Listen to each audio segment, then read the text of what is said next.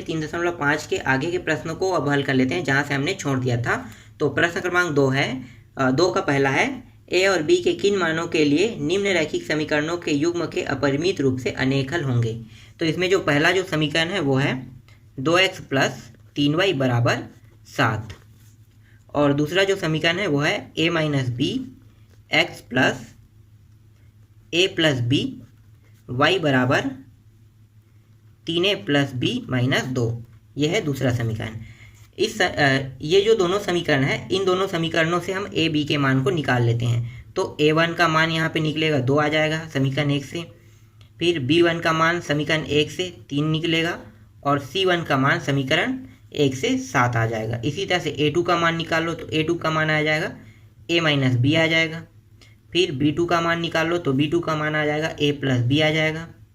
फिर c2 का मान निकाल लेते हैं तो c2 का मान आ जाएगा 3a + b - 2 आ जाएगा। अब इसे हम आगे हल करते हैं तो इसे इस फॉर्म में लिख लेते हैं। तो a1/a2 = 2 a - b, यहाँ पे आपको पहले लिख लेना है, ठीक है। मैं यहाँ पे लिख देता हूँ, भूल गया था मैं। अपरिमित रूप से अनेक हल होंगे, यहाँ पे लिखो अपरिमित रूप से अनेक हल है, ठीक है। ये क्यों लिख रहे हैं? ये इसलिए लिख रहे हैं क्योंकि प्रश्न में आपका कहा है कि अपरिमित रूप से अनेक हल होंगे, इसलिए इसको हम लिख रहे हैं। अब आगे इसको हल कर लेते हैं। ये हो गया b1/b2 बराबर b1 का मान है 3 और b2 का मान है a + b। फिर c1 और c2 को लिख लेते हैं। c1 c2 बराबर c1 का मान है 7 और c2 का मान है 3a + b - 2, ठीक। यहाँ तक हो गया। अब हमें क्या करना है, इस प्रश्न में हमें a और b के मान को निकालना था। तो अब हम क्या करेंगे, अब हम यहाँ पे जो a1 a2 जो दिया हुआ है, ठीक है, ये दोनों मान, तो इसके लिए एक बार इन दोनों को लेकर हल करेंगे और दूसरी बार इसको लेंगे और फिर इसको लेकर हल करेंगे, ठीक। समझ में आ रहा है कैसे लेना है? चलो अब यहाँ पे देखो, आपको समझ में आ जाएगा। a1 का मान क्या है, a1 और a2 का मान 2/a - b है बराबर c1 और c2 का मान क्या है 7/3a + b - 2 है। इन दोनों का तिर्या गुणा कर दो तो नीचे का मान कहाँ पे चला जाएगा, ऊपर में, दोनों से तिर्या गुणा के रूप में। तो ये हो जाएगा 2 के साइड में ये पूरा मान आ जाएगा, तो 3a + b - 2। यहाँ पे 7 है, ये नीचे वाला मान पूरा ऊपर में चला जाएगा तो a - b हो जाएगा। गुणा कर दो अंदर में, तो ये हो गया 3 दूनी 6a + 2b - 4 बराबर ये हो गया 7a - 7b हो गया। ये जो मान है इसको पूरा, ये जो मान है इसको इस साइड ले जाते हैं तो यहाँ पे बचेगा क्या, सिर्फ -4 बचेगा और यहाँ पे 7a - 7b - 6a और ये क्या है प्लस में, उस साइड जाके क्या होगा, ये भी माइनस में हो जाएगा, 2b हो जाएगा। घटा दो अब इसको, तो घटाएंगे तो देखो 7a और ये 6 कितना हो जाएगा, घटेगा तो सिर्फ बचेगा a बस बचेगा।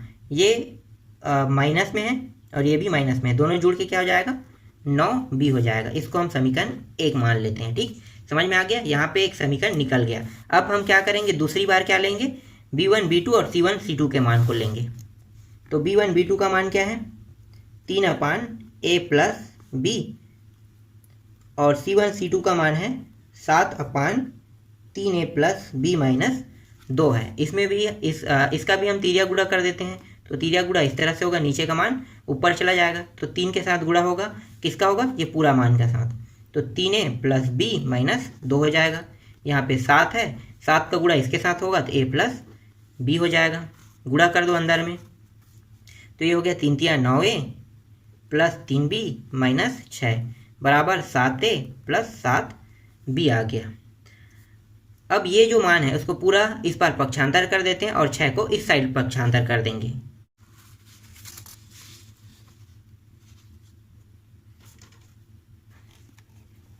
तो ये हो जाएगा 9a + 3b - 7a - 7b और 6 इस साइड आके क्या हो जाएगा, प्लस हो जाएगा। अब यहाँ पे देखो जो जो कट रहा है उसको घटा दो, मतलब घटा दो। तो यहाँ पे देखो ये प्लस में माइनस में घट जाएगा, तो यहाँ पे आ जाएगा 2 आ जाएगा। यहाँ पे ये माइनस में ये प्लस में है, घट के क्या हो जाएगा 5b आ जाएगा और ये 6 हो गया। ये समीकरण 2। अब हम समीकरण 1 और 2 को हल कर लेते हैं। तो समीकरण 1 और 2 को हल करने के कई तरीके हैं, चाहे आप विलोपन विधि से हल करो, चाहे आप प्रतिस्थापन विधि से हल करो। तो इन दोनों में से किसी भी विधि से हल कर सकते हो। तो मैं यहाँ पे विलोपन विधि से इसको हल करूँगा। तो समीकरण 2, ठीक है, ये है। और समीकरण 1 क्या है? देखो समीकरण 1 मैं दिखा देता हूँ। समीकरण 1 है, चलो यहाँ पे लिख लेता हूँ तो आपको और अच्छे समझ में आएगा। समीकरण 1 के मान को समीकरण 1 का मान जो है वो है a माइनस 9 b है माइनस 4 है। ये समीकरण 1 था, ठीक है।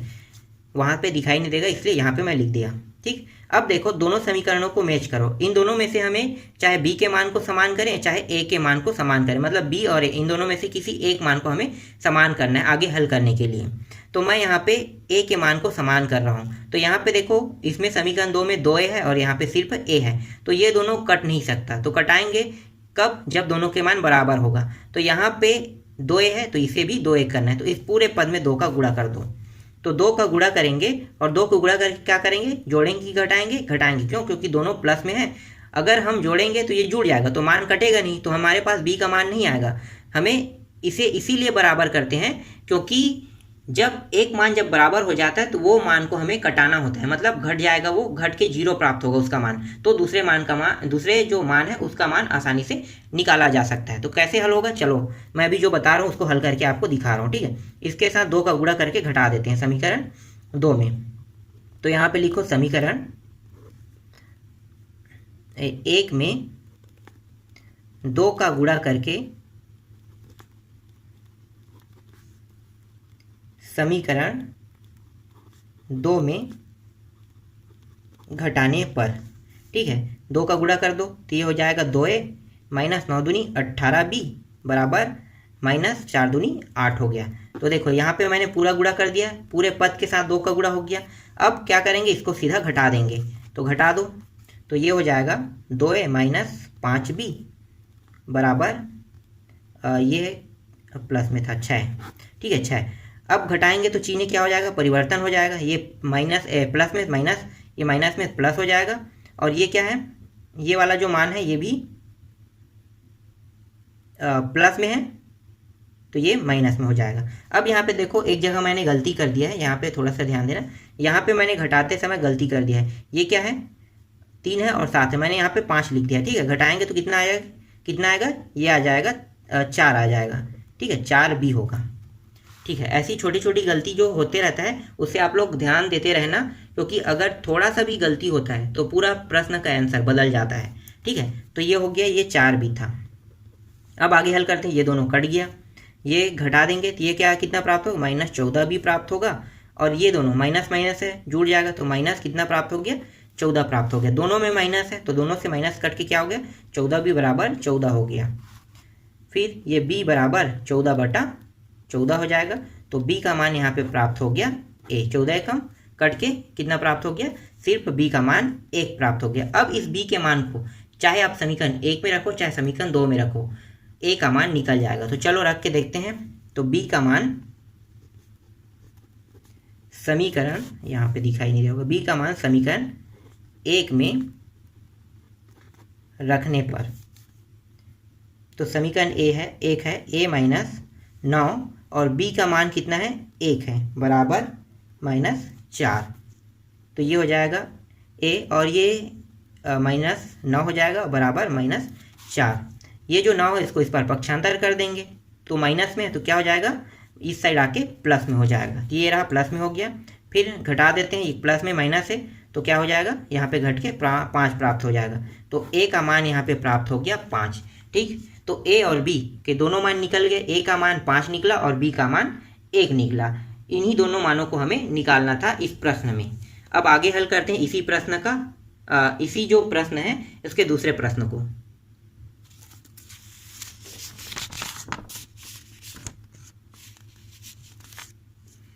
दूसरा प्रश्न है k के किस मान के लिए निम्न रैखिक समीकरण के युग्म का कोई हल नहीं है। तो इसमें जो पहला समीकरण है वो है 3x + y बराबर 1, इसको समीकरण 1 नाम दो।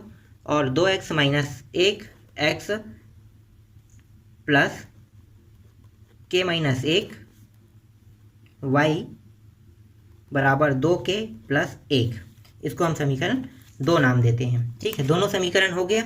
अब हम क्या करेंगे, यहाँ पे A1 B1 C1 A2 B2 C2 के मान को निकाल लेते हैं। तो A1 का मान समीकरण से आ जाएगा 3, B1 का मान यहाँ पे आ जाएगा 1 और C1 का मान यहाँ पे आ जाएगा 1।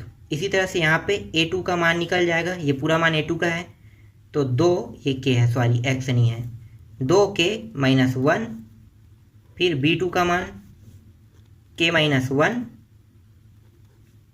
और C2 का मान यहाँ पे 2K + 1 हो गया। अब इसको हल कर लेते हैं तो ये हो जाएगा A1/A2 बराबर 3/2K - 1, B1/B2 बराबर 1/K - 1 और C1/C2 बराबर 2K + 1, सॉरी ये क्या है, 1 है ना, इसका पूरा मान 1 रहेगा, 1 रहेगा। ठीक है, इसका मान 1 है 1 और ये C2 का मान हो जाएगा 2K + 1 हो जाएगा। अब हमें इस पूरे प्रश्न में सिर्फ K का मान निकालना है, तो किसी भी एक को लेकर अगर हल करें तो K का मान निकल जाएगा। तो हम इसे और इसे लेकर हल कर लेते हैं, देखते हैं K का मान कितना आ रहा है। तो यहाँ पे हो जाएगा 3/2K - 1 बराबर 1/2K + 1। अब इसका तिर्या गुणा कर देंगे, तिर्या गुणा होगा तो कैसे होगा, इस तरह से होगा, नीचे के दोनों मान ऊपर चले जाएगा।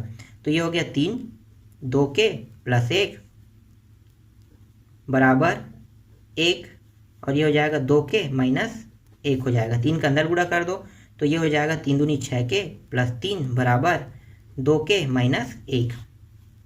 ये जो 2K है इसको इस पार ला लेते हैं और ये 3 को उस पार ले जाते हैं। ठीक है, तो ये हो गया 6K - 2K बराबर -1, यहाँ पे 3 आके क्या हो जाएगा, माइनस हो जाएगा। तो ये हो गया 4K प्राप्त हो गया यहाँ पे और ये -4 हो गया। ठीक, थोड़ा सा बचा, यहाँ पे हल कर लेते हैं। अब यहाँ पे K बराबर -4/4 हो जाएगा, तो K का मान आ गया -1। ठीक, यहाँ पे आ गया K का मान 1। तो K का मान हमें ज्ञात करना था, तो K का मान तो निकल गया, तो अब आगे हल हमें करने की ज़रूरत नहीं है, इतने में ही हमें स्टॉप कर देना है। ठीक है, तो K का मान कितना आया, 1 आया और यही मान हमें ज्ञात करना था। आगे बढ़ते हैं अगले प्रश्न की ओर। तीसरा प्रश्न है, निम्न रैखिक समीकरणों के युग्म को प्रतिस्थापन एवं वज्र गुणन विधियों से हल कीजिए, किस विधि को आप अधिक उपयुक्त मानते हैं। तो भाई यहाँ पे किस विधि को आप अधिक उपयुक्त मानते थे, तो आपके ऊपर डिपेंड करता है ना, जिसको आप अधिक उपयुक्त मान सकते हो। तो चलो पहले हल कर लेते हैं, आपको जो अच्छा लगे उसे आप अधिक उपयुक्त में दर्शा देना। ठीक है, तो हमें तो दोनों विधि से हल करना ही होगा। तो यहाँ पे जो समीकरण है वो है 8x है + 5y बराबर 9, ये पहला समीकरण। 3x + 2y बराबर 4, ये दूसरा समीकरण। इस प्रश्न को सबसे पहले हम प्रतिस्थापन विधि से हल करते हैं। तो प्रतिस्थापन विधि में क्या करते हैं, समीकरण 1 को लेते हैं, समीकरण 1 से 8x + 5y बराबर 9, इस 5y को इस साइड ला लेते हैं, तो यहाँ पे बचेगा क्या, 8x बराबर 9 - 5y, इस साइड आके क्या हो गया, प्लस था तो माइनस हो गया। ये हो गया x बराबर 9 - 5y, ये तिर्या गुणा के रूप में नीचे आ जाएगा 8। तिर्या गुणा कब होता है, जब कोई संख्या किसी चर राशि के साथ गुणा के रूप में हो, तभी ये क्या होगा, नीचे आके तिर्या गुणा हो जाता है। ठीक है, बाकी कंडीशन में क्या होता है, अगर उसके साथ कोई किसी चर राशि के साथ देखो कोई संख्या जुड़ा हुआ है तो क्या होगा, पक्षांतर होता है। तो यहाँ पे पक्षांतर हुआ, यहाँ पे तिर्या गुणा हुआ। ठीक, ये समझ में आ गया। अब इस x के मान को हम समीकरण 2 में रख देते हैं। तो यहाँ पे लिखो x के मान समीकरण 2 में रखने पर, समीकरण 2 क्या है, 3x + 2y बराबर 4 है। तो यहाँ पे हम x के मान को रख देते हैं, ये हो गया 3 और x का मान कितना है, 9 - 5y/8 है प्लस 2y बराबर 4। अब इस 3 का अंदर गुणा कर देते हैं, तो 9 तिया कितना हो गया, 27 - 5 तिया 15y हो जाएगा और ये हो गया 8 प्लस 2y, और यहाँ पे कुछ नहीं मतलब क्या है, 1 लिख सकते हैं और ये हो गया 4। अब यहाँ पे देखो नीचे दोनों के हर बराबर नहीं है, तो क्या करेंगे, नीचे में दोनों के हर को बराबर करेंगे, तो बराबर कर दो, तो ये हो जाएगा 8 × 8। अब इस 1 का गुणा इसके साथ होगा और इस 8 का गुणा इसके साथ होगा। ठीक है, मतलब मेरा कहने का मतलब ये है कि दोनों का मान अगर बराबर करते हैं 3 नीचे में प्राप्त हो जाएगा, 8 बस प्राप्त होगा, 8 एकम 8। इस 8 का गुणा इसके साथ भी होगा, तो ये हो गया 8 दूनी 16y, और इस 1 का गुणा इस पूरे पद के साथ होगा तो वही मान प्राप्त होगा। तो ये हो गया 27 माइनस 15y, और यहाँ पे प्लस लग जाएगा, बराबर 4। ये जो 4 है इसको तिरा गुणा करके यहाँ पे ला लेते हैं, तो ये कितना होगा, 8 चौक 32 हो जाएगा, और यहाँ पे घटा देंगे तो ये हो जाएगा 27, और ये देखो माइनस में है, ये प्लस में है, प्लस संख्या बड़ा है तो यहाँ पे सिर्फ y होगा। इस 27 को उस पार ले जाएंगे तो 32 माइनस 27, और ये हो गया y। तो यहाँ पे y का मान प्राप्त हो गया 5। अब इस y के मान को हम चाहे समीकरण 1 में रखें चाहे समीकरण 2 में रखें, x का मान निकल जाएगा, तो हम समीकरण 1 में रख लेते हैं। तो यहाँ पे लिखो y का मान समीकरण 1 में रखने पर, समीकरण 1 क्या है, समीकरण 1 है 8x प्लस 5y बराबर 9। तो ये हो गया 8x प्लस 5 पंचे कितना हो गया, 5 पंचे 25, तो ये हो गया 5 गुणित 5, चलो 25 नहीं 5 गुणित 5 पहले लिख लेते हैं, ये हो गया। तो अब हो जाएगा ये 25 हो जाएगा, ये 8x हो जाएगा, और ये हो जाएगा 9। इस 25 को उस पार ले जाएंगे तो यहाँ पे बचा क्या, 8x बचा, 9 माइनस 25 हो जाएगा, घटा देंगे तो ये हो जाएगा माइनस 16, और यहाँ पे क्या है 8x है, तो यहाँ पे x बराबर माइनस 16/8 ऐसे लिख सकते हैं। काट दो अब इसको, तो 8 एकम 8 दूनी तो माइनस 2 प्राप्त हो गया। x का मान आया -2 और y का मान आया 5। अब हम दूसरे विधि से इसको हल करते हैं। तो दूसरा विधि क्या है, हमें वज्र गुणन विधि से इसे हल करना है। तो उसी समीकरण को फिर से लिख लो, तो 8x प्लस 5y बराबर 9, और है 3x प्लस 2y बराबर 4। इसको जमा लेते हैं तो ये हो जाएगा 8x प्लस 5y, और ये इस साइड आके क्या हो जाएगा, -9 बराबर 0। इसी तरह से इसको भी करते हैं, 3x प्लस 2y, ये भी इस साइड आके क्या हो जाएगा, -4 बराबर 0। अब वज्र गुणन विधि का सूत्र लगा देते हैं। तो सूत्र है x अपान, जब x के लिए हल करेंगे तो क्या होगा, ये x जो है वो गायब हो जाएगा। ठीक है, तो गायब हो गया तब दिखाई क्या दे रहा है, ये पूरा मान इतना बस आपको दिखाई दे रहा है। ठीक है, तो क्या होगा, इन दोनों का गुणा तिर्या गुणा होगा, और उसके बाद इन दोनों का गुणा होगा। तो पहले इन दोनों को कर देते हैं, तो ये हो गया 5 गुणित -4, यहाँ पे सूत्र में माइनस होता है, फिर 2 गुणित -9 हो गया। इसी तरह से -y यहाँ पे सूत्र में रहेगा, यहाँ भी होगा। जब y वाले को ले रहे हैं तो y वाला ये वाला मान विलुप्त हो जाएगा। अब दिखाई क्या दे रहा है, ये वाला मान और ये वाला मान दिखाई दे रहा है, तो इन दोनों को गुणा कर देंगे तो ये 8 गुणित -4, फिर यहाँ पे सूत्र में माइनस होता है, और 3 गुणित -9 हो जाएगा। ठीक, ये समझ में आ रहा है आपको। फिर यहाँ पे एक, अब संख्या वाले को ले रहे हैं, संख्या वाला विलुप्त हो गया, बचा क्या, ये सिर्फ इतने मान बचा है। तो तिर्या गुणा करेंगे तो ये 8 गुणित 2 हो जाएगा, फिर -3 गुणित 5 हो जाएगा। अब इसको हल कर देते हैं, तो x अपान 5 चौक 20, तो ये आ गया -20, माइनस में क्या हो गया, प्लस हो गया, 9 दूनी 18 प्राप्त हो गया। फिर ये -y, 8 चौक 32, तो ये हो गया, यहाँ पे माइनस भी है, -32 प्राप्त हो गया, माइनस ये क्या हो गया, प्लस हो गया, 9 तिया 27 प्राप्त हो गया। यहाँ पे 1 अपान 8 दूनी 16 -15 प्राप्त हो गया। तो ये x अपान घटा दो तो -2 प्राप्त होगा, फिर -y अपान यहाँ पे घटाएंगे तो -5 प्राप्त होगा, बराबर 1/1 हो गया। अब क्या करेंगे, एक बार इन दोनों को लेकर हल करेंगे, एक बार दूसरी बार इन दोनों को लेकर हल करेंगे। तो चलो हल कर देते हैं। तो ये हो गया x अपान -2 बराबर 1/1। ये जो 2 है वो तिर्या गुणा होकर कहाँ चला जाएगा, ऊपर चला जाएगा, तो x बराबर -2 प्राप्त हो गया। ठीक है, तो x का मान कितना प्राप्त हो गया, -2। और इससे पहले वाले जो विधि था उसमें भी x का मान -2 आया है। अब देखते हैं y का मान 5 आ रहा है कि नहीं आ रहा है। ठीक है, तो यहाँ पे देखो ये दोनों क्या है, ये दोनों जो मान है वो माइनस में कट जाएगा, तो सिर्फ बचेगा क्या, y अपान 5 बचेगा, यहाँ पे 1/1 तिर्या गुणा कर दो तो नीचे का मान जो है वो ऊपर चला जाएगा, तो y का मान प्राप्त हो गया 5। तो देखो y का मान भी 5 प्राप्त हो गया। विधि कोई भी हो, ठीक है, लेकिन जो मान है वो जिस भी विधि से हल करोगे सेम टू सेम मान प्राप्त होगा। बाकी के जो प्रश्न है उसको हम लोग अगले वीडियो में कंप्लीट करेंगे।